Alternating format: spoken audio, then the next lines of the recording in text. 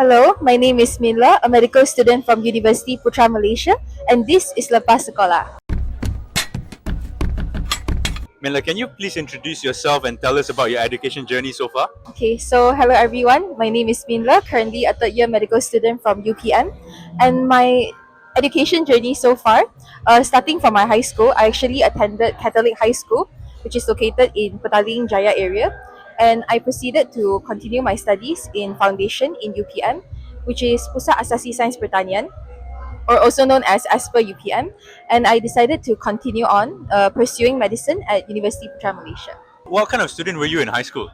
What kind of student was I in high school? I think I was more of a academic oriented student. I always studied a lot, according to my friends. But I was also quite active in dancing, Right. yeah, and also in the prefectorial board as well. So it was actually quite a fulfilling experience, I would say. The Catholic high school is quite famous, especially among the people in KL. What was the environment of the school like? Academically, co-curricular wise. Okay, so if academically, I would say it's quite competitive. The lecturers there, they actually push you a lot, especially in terms of studying and also academically. And also, I believe we are quite active in extracurricular activities. For example, we are very famous for cheerleading and also for lion dancing and also Chinese debate. So some of our alumni, they've actually appeared in international shows and also a lot of appearances internationally for these events. And I think that makes us not only academically competent, but also it produces a lot of well-rounded individuals as well from our high school. In the name itself, Catholic high school implies that there are some elements of faith involved in running of the school, right? In what way was faith present in terms of activities, traditions, culture in the school? The Catholic in Catholic high school is actually more in its tradition and also in its history. So, although we do practice some of the Catholic faith, for example, sometimes we do aspersion during our ceremonies, but they do not push non Catholic students to pursue or adapt this faith. So, I think overall it's more towards in the tradition part. Were you always interested in becoming a doctor? At what age were you like, this is the path I want to take? I think it was ever since I was able to comprehend language that I was interested in pursuing medicine. So since I was very young, my father, who was also working in healthcare industry around that time, but more towards the management part, he has always expressed how much respect he actually has for doctors. And it slowly pushed me and my sisters to slowly move into the part of medicine. There was no specific moment, as far as your memory can go back, you always wanted to become a doctor? There was no specific moment that clicked me like, okay, this one specific moment that I want to pursue medicine. But it was more like small accumulation of moments, starting from when I was very young until primary, secondary school, and up to my foundation studies. Mela, how do you do for SPM? I actually received 8A plus for my SPM, and I received 8A plus and 2As. So the 2As were for Chinese and also for Bahasa Melayu. So, yeah. That's still fantastic. Thank you so much. So what were your study habits like in high school? Correct me if I'm wrong, you took SPM during COVID years as well? Yes, Yeah, that's so correct. what was the experience like? How did you adapt? How did you study? Okay, so during my high school, I was more of the memorizing type of person. So I did flip through my textbook and I memorized a lot. And I did a lot of past years prior to my examinations. And at one point, I was very fanatic about sejarah for some reason. And I was able to recite the sejarah textbook. Now thinking back, it was a bit crazy. My friends also called me crazy for this. But overall, I really like memorizing and I also really enjoyed maths. But the funny thing is, I'm pursuing a career that has nothing to do with sejarah or maths. So it's actually quite funny. And during the COVID years, most of my classes were done online. It's very hard for me to focus in a classroom that is not in a physical setting. So I actually struggled quite a lot during the COVID period. But still, I tried to schedule a timetable for myself and also to schedule specific hours allocated for studying so that I will not be too behind on schedule itself. After your successful SPM, you chose to do foundation at Universiti Putra Malaysia. Why was that the path that you take? Was there like any other options? I applied for matriculation and I received college matriculasi per list. And one day before I was supposed to depart for Perlis, I just randomly checked on the UPU website and I got to know that I was accepted into the foundation studies at UPM. And so I was in a dilemma for that night. But then something in me told me that I wanted to try out something new for myself. So I chose to pursue at foundation studies at UPM. How big of an adjustment was foundation at UPM compared to life in high school? it was very, very different. I actually came from a background. My primary school and also my high school was mostly Chinese students all over. So I was well conversed in Chinese and also English. But moving to foundation studies in UPM, it was mostly Malay speaking individuals. So during the first 2 weeks, I really struggled a lot catching up with classes, and it was very hard for me to make friends as well because when they conversed to me in Malay, first things first, I couldn't really understand. Second thing second, I didn't know how to reply in a casual way. So I always used very formal textbook Malay, and they would always laugh at me. But it was not in a mocking way, it was in a, what are you talking about? I believe this was the biggest challenge for me. It was actually the language part. But I was grateful because my classmates were actually all very, very nice and helpful people. And my lecturers as well. During my second semester, they actually told me that they noticed I was struggling. And they actually asked my friends to actually try to help me converse in Malay more. So that was the part that I was really, really grateful for. Do you recall what was the application process like to enter foundation at UPM? Hmm. Okay, so it's actually applied through the UPU website. For UPU, there's actually the first and also second round available. So the first round is actually open to all foundation studies, and also including the ones that you have to attend an interview for. For example, Asasi UKM. So I actually missed out the first round of interview because I didn't know UPU for foundations was actually a thing. So I only got to know by doing some research about UPU for the second round.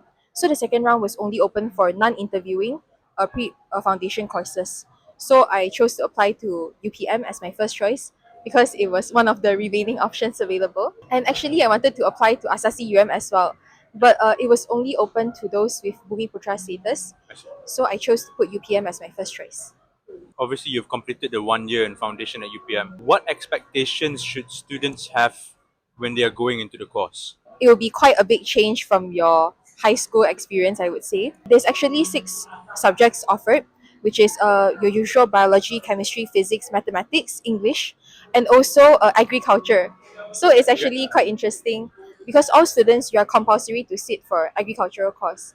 So this was one thing that originally put me off for quite a bit because why should I study for agriculture, right? But it ended up being one of my favorite courses throughout both semesters. So you actually get to go down to the sawah padi and you get to plant. Wow. Yeah, you actually get to plant a lot of things. You get to interact with chickens, I guess, chickens, cows. You get to clean their coops. Some people might actually find it not so hygienic, but I think overall the experience was very, very fun and I would do it again.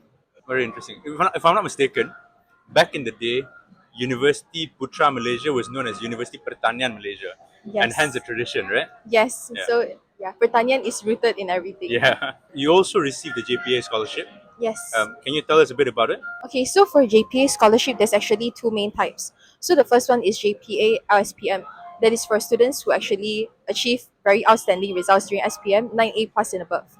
And there's another one called JPA PIDN, Program Ijazah Dalam Negara, if I'm not mistaken. So I actually applied for the second one, which is JPA PIDN. I applied during the first semester of my medical school, and it actually required my academic results during my semester. And also, not only that, but starting from my SPM results and also my foundation study results. And they also required evidence for my extracurricular activities, any leadership initiatives, or any community involvement. So yeah, besides that, my personal and also my family financial info, those were the things needed to apply for the JPA scholarship.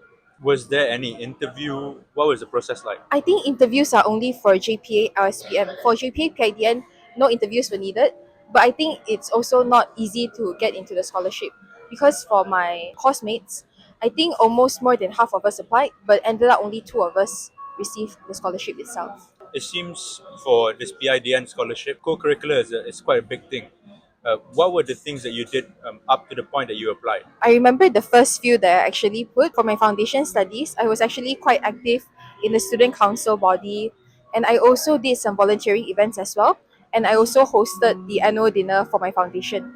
And besides that, in high school, I was in the secretary board for my prefectorial board, and I was also involved in the handball club and also the philately club as well. So these were some of the things that I actually put in.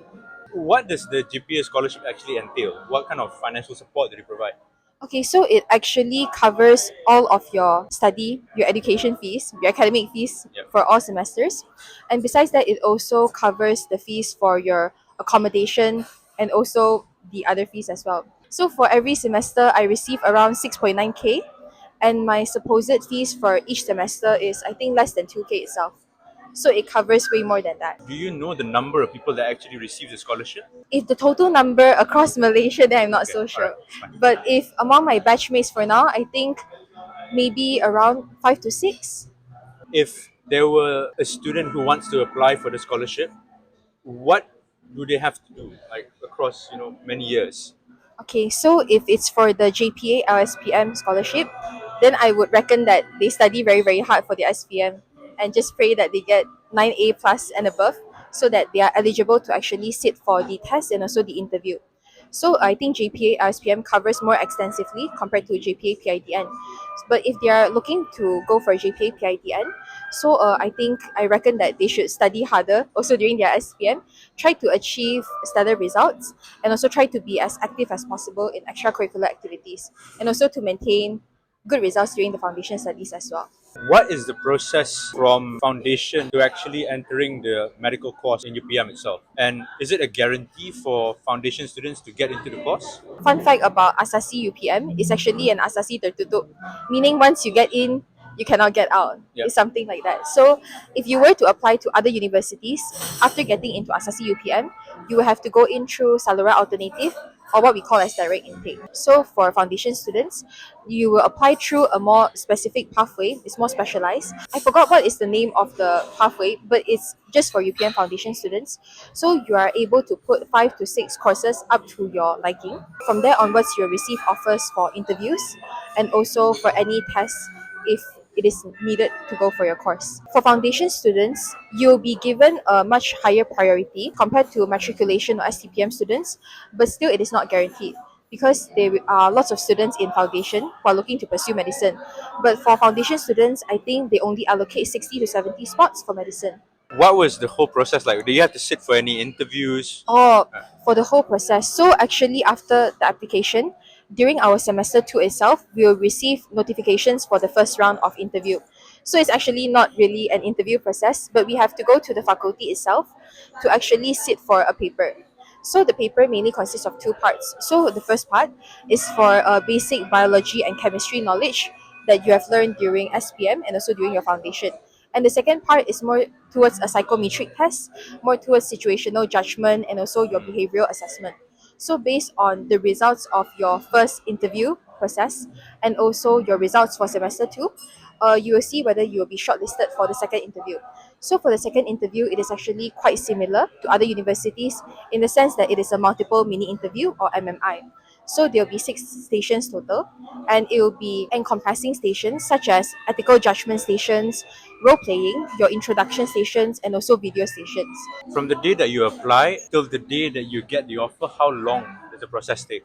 I think the process took around 2 to 3 months. What was your biggest shock when you first entered medical school? When I first entered medical school, I didn't expect that it would be really as busy as everyone mentioned because my sister is actually pursuing medicine as well, but she seemed quite relaxed and also happy during her first year. So I thought it would be the case for me as well. But entering medical school, I didn't realize how competitive it was, and I also didn't realize how much of academic pressure I would be under.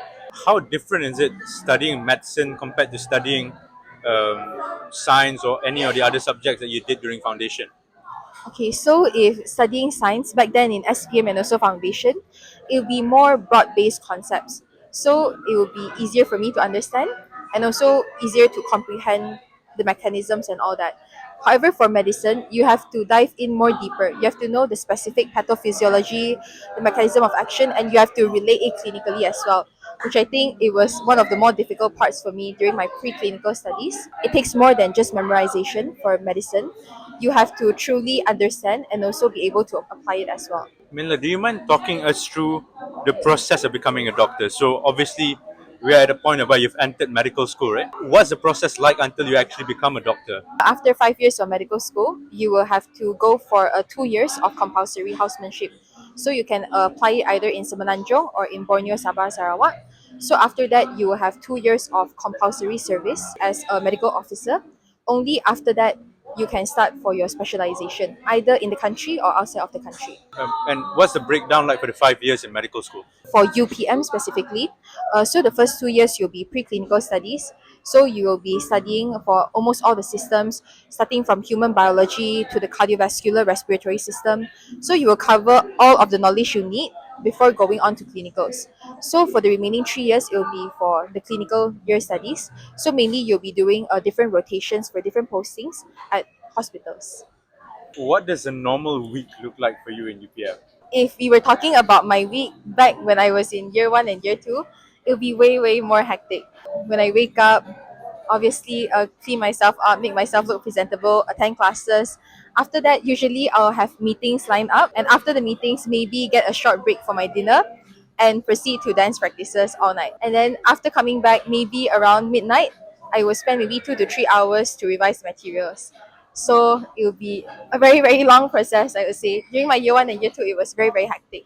However, now for clinical years, I'm enjoying it way much more because there's less burden from other activities and I could actually focus more on the academic aspect. So throughout the week, I would mostly do my rotations around three different hospitals. Either it is HSAS UPM, our UPM teaching hospital, Hospital Sedang, or Hospital Kajang. I want to take the conversation back a bit. So you mentioned that you'll come home at midnight, you'll revise for 2 or 3 hours, which means you'll probably go to sleep at 3, right? Yes. What time do you wake up? It depends on the classes. If it's very early, maybe around 8 a.m., sometimes I have to wake up 7 a.m. to actually start prepping myself up. So 3 to 4 hours of sleep, I guess. It begs the question, right? Mila, how do you manage the workload? How do you ensure you don't burn out? Okay, burnout is actually quite a funny topic for me. I think there were lots of breaking points for me back in year one and year two, where I think, this close to having experiencing a full blown out burnout. Yeah. But I'm very grateful to actually have very helpful family and friends around me. When I was very close to having a total burnout, they will be always there to actually pull me back. So they will always try to bring me out, maybe lend me a listening ear for me to actually talk and also voice out my concerns. So I think they were one of the reasons that I actually didn't go to that point. But I think one of the things that really helped for me is that I would actually always plan a weekly schedule beforehand. So during my weekends, I would try to arrange my schedule for the upcoming week and also try to make sure everything is organized and in place so that I do not waste more time to actually try to reorganize back everything together.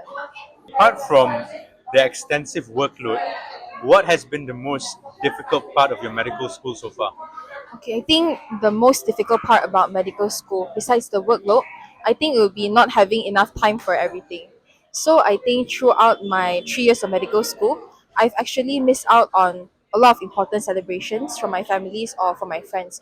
For example, any birthdays, any anniversaries, I've actually missed out, I think, 70 to 80% of those. And sometimes it definitely makes me feel quite sad that I'm not able to be there when they actually need it the most. But at the same time, I believe that since it was my decision to pursue this course, so I have to bear the responsibilities and also the consequences as well. Is there a flip side to that? Meaning, in your 3 years in medical school so far, has there been a moment of exuberance whereby you're overwhelmed with the belief that, hey, this is why I entered medical school? Okay, so I actually didn't have that moment until I was in my clinical years. Okay. So I actually had my internal medicine posting earlier this year. I actually had one of my very, very close supervisors. His name is Professor Christopher Lim. He's a very renowned nephrologist. Under his care, while joining his ward rounds, seeing how passionate he is with patients, it actually made me feel like I'm actually in the right place now. I'm actually where I want to be. So it was during that moment where I feel like, okay, I think I truly belong in this course. But during my first 2 years, I was still a bit, is this really what I want to pursue in the future? Now, looking forward, right? What kind of doctor do you hope to be? Not only do I want patients to remember me just because of treatment, but also because that I'm a safe doctor who actually is there for them, who actually cares for them and respects them and also listens to whatever they need. And I also hope that I'll actually become a doctor that brings no harm to patients. That's the most important thing. Mila, I want to move on to some of your other extracurricular activities. One thing that you did was you previously served as student body president. Why did you decide to take on such a big responsibility while you were studying such a heavy course? Okay, so during my foundation studies, it was only a 1 year period or maybe less than that. So at first, I was really struggling, especially with the language aspect. And a lot of my friends actually reached out together with my lecturers, and they actually really helped and also bring my personality out. So I was thinking, what can I do to actually repay them back? How can I make their foundation studies to make this short 1 year into a more positive and also memorable experience for them? So that was when the applications were open for the student body, for the High Council, and my lecturer actually gave me a push to actually apply for the president role as a non-Malay and also as a Chinese female. So it was actually quite surprising that my lecturer would actually consider me for this role. But I decided to just not dwell too much about it and also to just go for it. And we actually had a lot of campaigning period. We had to reach out to a lot of students and also to just share our ideas, our initiatives. And I didn't expect myself to have so much fun during the campaigning period itself. And we actually had a session where we actually have to give a speech and also to pull in votes from students. So during that time, I was very very nervous, and till now this day I'm still not really sure how I got elected and also how I got the most votes out of all the candidates, because everyone was really really outstanding, everyone was superb.